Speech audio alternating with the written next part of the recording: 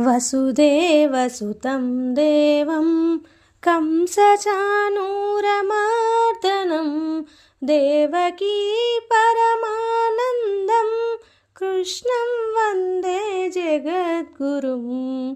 अतसी पुष्पसङ्काशं हारनूपुराशोभितं रत्नकङ्कणाकेयूरं कृष्णं वन्दे जगद्गुरुम्। कुटिलालकसंयुक्तं पूर्णचन्द्रनिभाननं विलसत्कुण्डलधरं देवं कृष्णं वन्दे जगद्गुरुम्।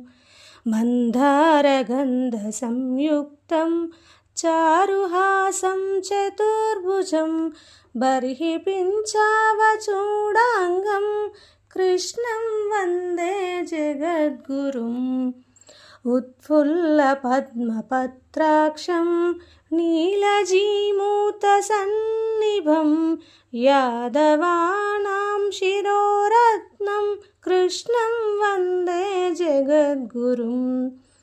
रुक्मिणीकेलिसंयुक्तं पीताम्बरसुशोभितम् अवाप्ततुलसीगन्धं कृष्णं वन्दे जगद्गुरुम्।